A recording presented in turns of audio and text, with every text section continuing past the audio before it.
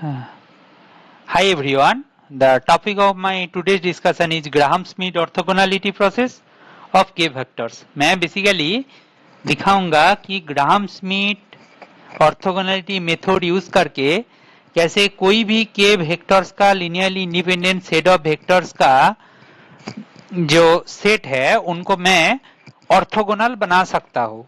उसको मैं पहले थ्योरेटिकली बोलूंगा, देन उसका एप्लीकेशन कैसे अप्लाई किया जाए एग्जाम्पल के थ्रू मैं डिस्कस करूंगा. ठीक है, ये है मेरा आज का टास्क. ओके, ये वीडियो के अंदर कंप्लीट पूरा नॉलेज मिल जाएगा how you can explore Gram Schmidt orthogonality. Okay, see मैं ऐसे क्लेम कर रहा हूं, लेट मैं V से मानू V1 V2 डॉट डॉट करके VK. ठीक है, ये K वेक्टर का सेट है. Basis B A basis for some subspace W, some subspace W. ठीक है, ये बेसिस है for some subspace W of an inner product space भी. इनर प्रोडक्ट स्पेस चाहिए, right? Inner product space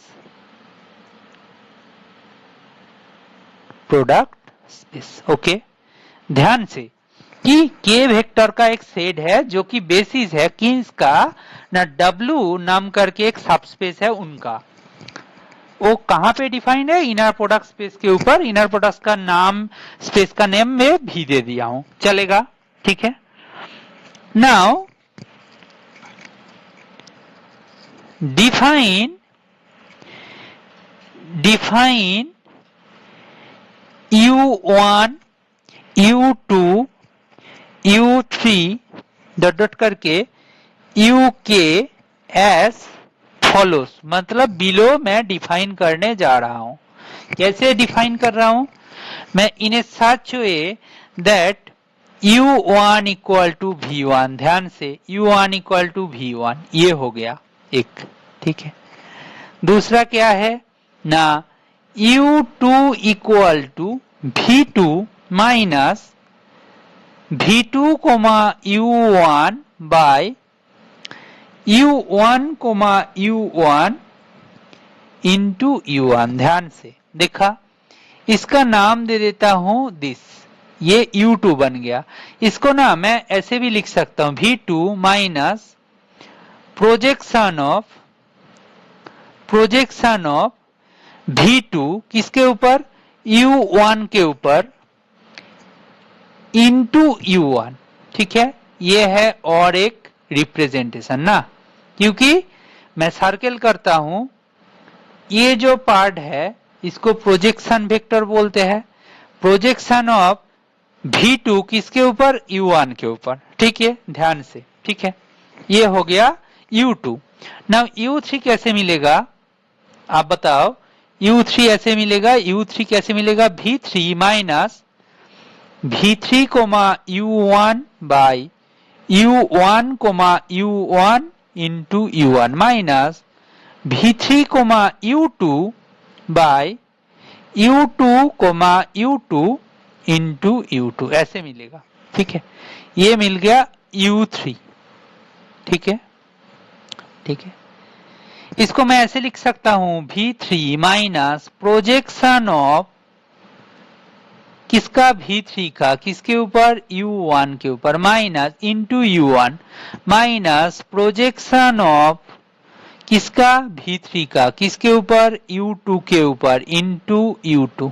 okay, ये जो है ये और एक रिप्रेजेंटेशन है किसका? U3 का. ठीक है, यहां पे देखो मैं सर्कल करके दिखाता हूं. ये जो पार्ट है V3 का प्रोजेक्शन है किसके ऊपर है? U1 के ऊपर है. ठीक है, यहाँ पे देखो दिस, ये क्या है? V3 का प्रोजेक्शन है किसके ऊपर है? U2 के ऊपर है. ठीक है, चलेगा? बस in this way you can proceed like this, in this way you can proceed. आपको फाइनली क्या मिलेगा, U K equal to V K minus V K comma you one by you one comma you one into U one minus V K comma U two by U two comma U two into U two minus dot dot करके minus V K comma U K minus one by you K minus one comma U K minus one into you K minus one. ठीक है, ये है last term जो कि हमें you के मिला। आप पैटर्न आप तो समझ गए होंगे ना। ऐसे जो u1 u2 u3 u4 u के मिला, thus then u1 u2 dot dot करके u के का जो सेट है is an orthogonal basis of subspace of that subspace, sorry subspace का स्पेलिंग क्या है, सबस्पेस W। समझ में आया? That is known as Gram Schmidt orthogonality. मतलब हम लोग जो u1 u2 u3 uk को डिफाइन करके रखा है ना, इसी को बोलते हैं ऑर्थोगोनलाइजेशन मेथड ऑफ ग्राहम स्मिथ। ऐसे ही ग्राहम स्मिथ ऑर्थोगोनलिटी प्रूफ किए है। ठीक है ना, मतलब हाँ ये प्रूफ ही है कि सी ये स्टेटमेंट है बट प्रूफ करना है। मैं आपको एक हिंट दे देता हूं, देन यू कैन टैकल। ठीक है, आपको क्या करना है पहले बताओ, कि आपको शो करना है कि इसको प्रूफ करने के लिए क्या है। आप तो मेथड ऑफ इंडक्शन यूज कर सकते हो, proof using method of mathematical induction.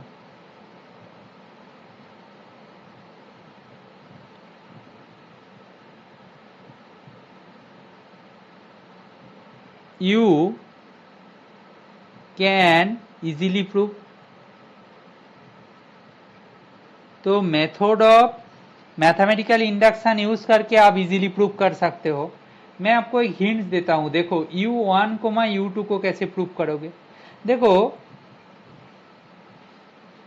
u1 तो u1 है, u2 क्या है v2 minus v2 comma u1 by u1 comma u1 into u1। तो इसको कैसे किया जाएगा, एक तो u1 कोमा v2 हो जाए माइनस ये स्केलर है बाहर आ जाएगा v2 u1 बाई u1 नीचे है, ऊपर में u1 है। नाउ u1 का इनर प्रोडक्ट देखो ये कट जाएगा राइट, तो बचेगा क्या u1 v2 minus v2 u1।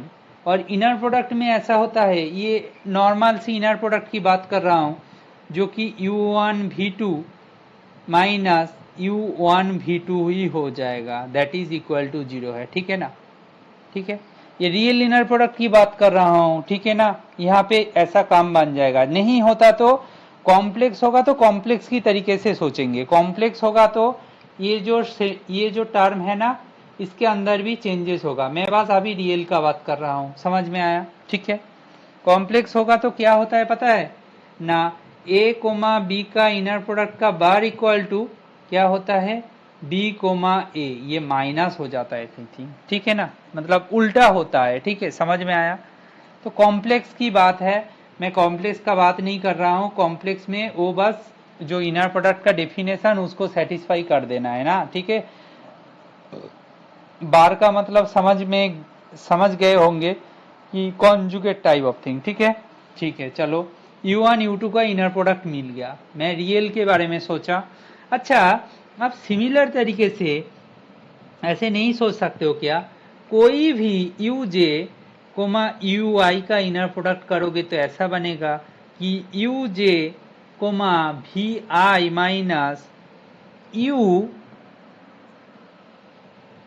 आप ऐसे मानो V I comma you one by you one comma you one into U one minus dot dot करके जाओगे तो ऐसा मिलेगा कि वी आई कोमा यू ये वन था, ये क्या होगा पता है, I minus one, right, by U I minus one comma you I minus one into you I minus one, इसका इनर प्रोडक्ट है।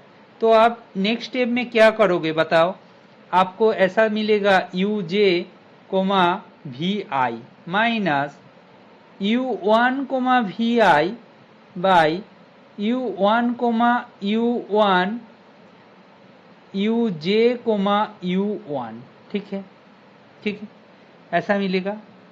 नाउ ये देखो ऐसे ऐसे करके बाकी टर्म जाएगा, बट मेरा बात देखो यहाँ पे क्या होगा पता है, अच्छा मैं डॉट डॉट करके चलता हूँ, इसका बीच में कोई एक वैल्यू मिलेगा जहां पे क्या होगा, U J comma we I by U J comma U J comma U J, ठीक है। बाकी जो टर्म मिलेगा ना वो जीरो हो जाएगा, ये टर्म भी जीरो है, राइट, ये तो जीरो होगा, ये भी जीरो होगा, ठीक है। ये जीरो क्यों होगा ना, मैं अभी तक इतना शो कर दिया कि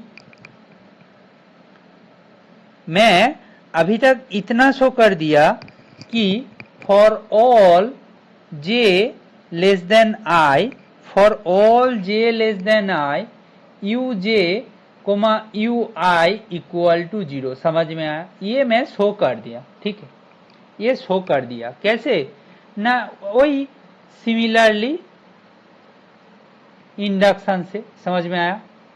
मैं इसको शॉर्ट में फिलअप कर देता हूं कि ये पार्ट हो जाएगा कि u1 u2 का इनर प्रोडक्ट दिखा दिया हूं, तो सिमिलरली ऐसे करते जाओगे तो हो जाएगा। मैं क्लेम कर रहा हूं इनके लिए हो गया, तो इससे ज्यादा जब होगा तब ये सिचुएशन बनेगा कि that equal to U J comma we I minus U J comma we I, ऊपर में देखो ये टर्म कट जाएगा तो बेसिकली जीरो आ रहा है, दैट मीन्स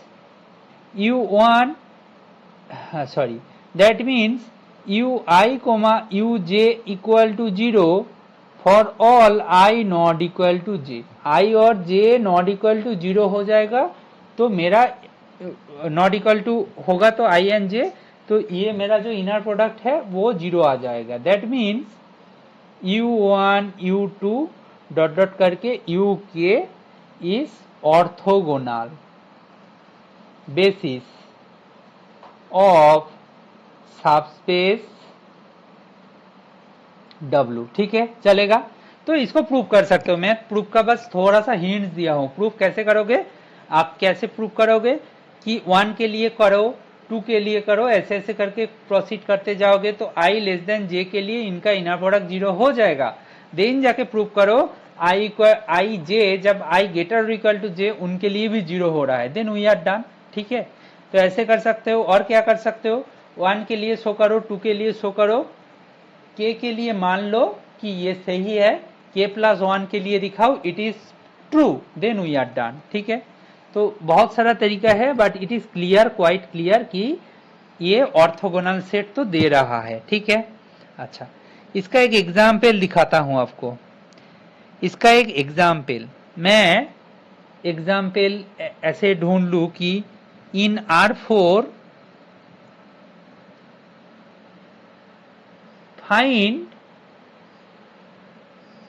एन ऑर्थोगोनल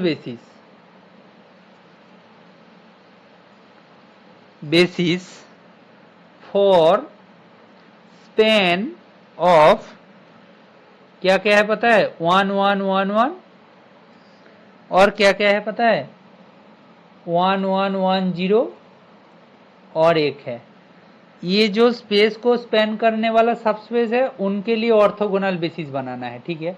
मैं क्या करूंगा, इसका नाम V1 दे दूंगा, इसका नाम V2 इसका नाम V3। ये तो बेसिस बोल मतलब ये लिनियरली इंडिपेंडेंट है, देखो क्लियरली देखो ये लिनियरली इंडिपेंडेंट है, ठीक है, they are linearly independent. So it is basis of that क्या है, सो V1 V2 V3 is a basis of subspace W of vector space inner product space, आप you can say inner product space V, ठीक है चलेगा। Now हम क्या करेंगे ना, U1 इक्वल टू V1 मान लेंगे जो कि मेरा 1 1 1 1 ही है, ठीक है चलेगा। अच्छा U2 कैसे करोगे, U2 equal to V2 minus V2 comma U1 by U1 comma U1 into U1 traditional way. Now देखो मेरा V2 जो है वो कैसा दिखते हैं ना 1 1 1 0 है, U1 कैसे दिखते हैं आप जानते हो, तो कैसे करोगे V2 माइनस इनर प्रोडक्ट क्या होता है, मैं एक डेफिनेशन लिख देता हूं कि A कोमा B का इनर प्रोडक्ट कैसा होगा पता है, ये होता है ऐसा, A मीन्स मानो A1 A2 A3 A4, B means मानो ऐसा ही है B1 B2 B3 B4, ठीक है ऐसा, B वेक्टर ऐसा देखते हैं, ठीक है। ये बेसिकली क्या है पता है, A ट्रांसपोज B, जहां पे A ऐसा दिखते थे ट्रांसपोज है रो में लिख दिया, ये कॉलम में लिख दिया। नाउ ये क्या होगा पता है, A1 B1 फर्स्ट दो एंट्री का multiplication plus A2 B2 plus ये जनरल जो स्टैंडर्ड होता है इनर प्रोडक्ट दैट फॉर्मूला, ठीक है, कुछ स्पेशल केस भी होता है वो बाद में जाएंगे, ठीक है चलेगा। तो ऐसा करोगे तो 1 plus 1 plus 1 plus 0 by U1 means 1 plus 1 plus 1 plus 1 होगा obviously, that into U1। Basically V2 का वैल्यू क्या है 1 1 1 0 माइनस ये 3/4 है, ठीक है, ये 3/4 है 1 1 1 1। तो ऐसे करोगे तो कैसा बनेगा पता है, ये आपको दिखेगा कि 1/4 1/4 1/4 माइनस 3/4, ठीक है ऐसा सिनेरियो बनेगा, गॉट इट, ऐसा सिनेरियो बनेगा। नाउ आप U3 भी कैलकुलेट कर सकते हो, U3 कैलकुलेट कर सकते हो कैसे, V3 minus V3 comma U1 by U1 comma U1 into U1 minus V3 comma U2 by U2 comma U2 by U2। तो इसको करोगे तो कैसा बनेगा, V3 minus V3 comma U1 means 1 1 1 0 means 1 plus 1 plus 0 by 1 plus 1 plus 1 plus 1 into U1 minus इसको करोगे तो कैसा होगा पता है, ये है V3 के साथ U2 का सम मतलब 1/4 प्लस 1/4 प्लस 0 हो जाएगा बाई U2 का सम कैसे करोगे ना 1/4 square plus 1/4 square plus 1/4 square plus 9/4 square U2।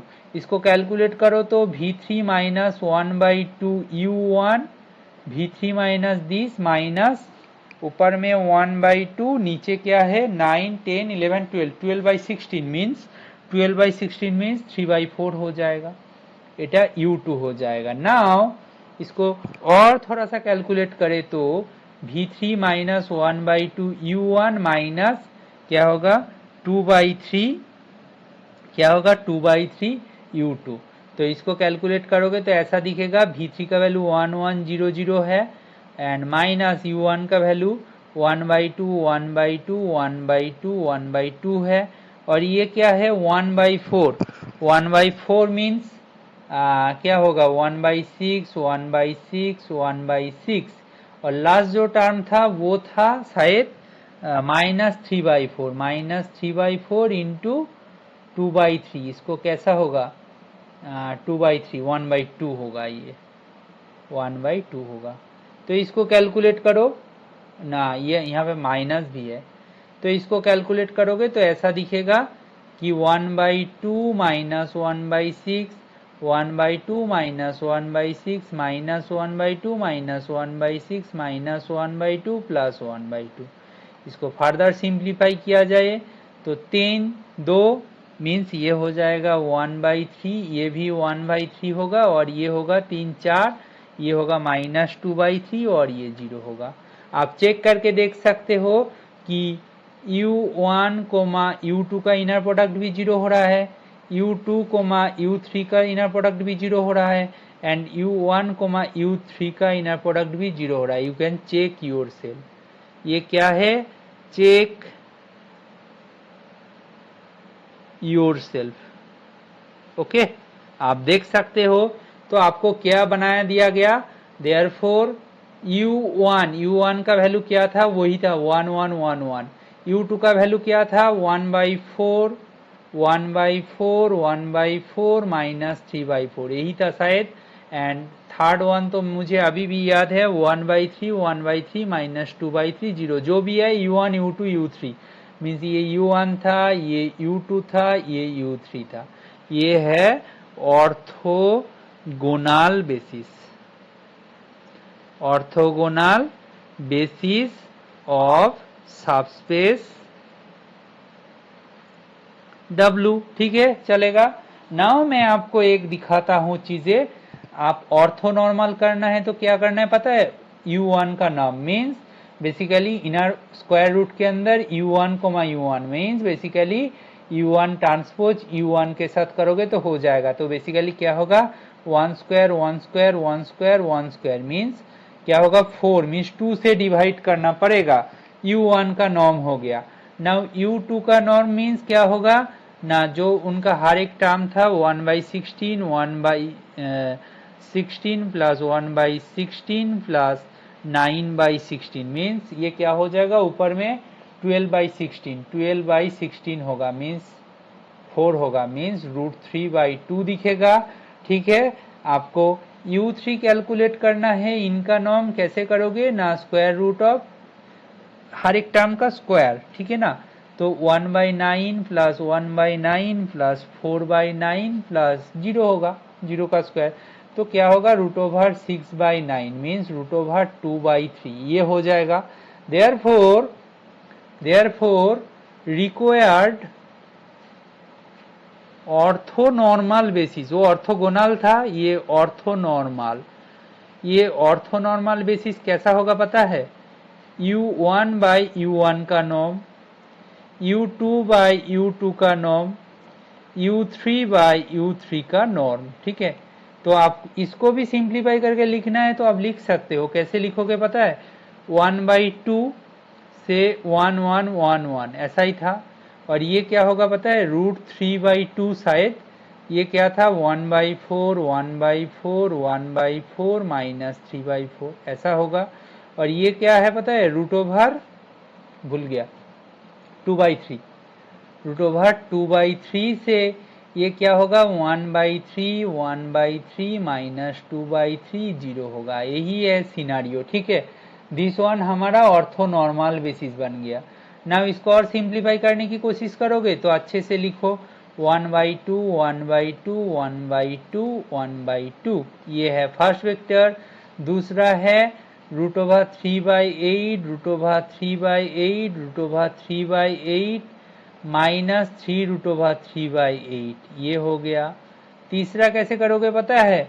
1/3 means √2/3 √3 √2/3 √3 2 √2/3 √3, और ये 0 हो जाएगा। This one our required orthonormal basis. तो this one our required orthonormal basis. ठीक है, नॉर्मल बेसिस। मैं इतना जल्दी इसलिए लिखा कि यहाँ पे बस थोड़ा सा कैलकुलेशन ही था। मैं जो स्टेटमेंट क्या बोलते हैं उसको मैं अच्छे से डिस्कस कर दिया था, इसीलिए इसको जल्दी किया। एंड ऑर्थोगोनल बेसिस बनाने के बाद ऑर्थोनॉर्मल के लिए क्या किया? बेसिकली उनका नॉर्म से डिवाइड कर दिया। हर एक ऑर्थोगोनल सेट ऑफ वेक्टर का बेसिस का हर एक वेक्टर को उनका नॉर्म से डिवाइड कर दिया, तो ऑर्थोनॉर्मल बन गया। I hope this video lecture clear all your doubts regarding orthogonal basis, orthonormal basis, and Graham-Smith orthogonality method. If you like this video lecture, please share and subscribe. Thank you.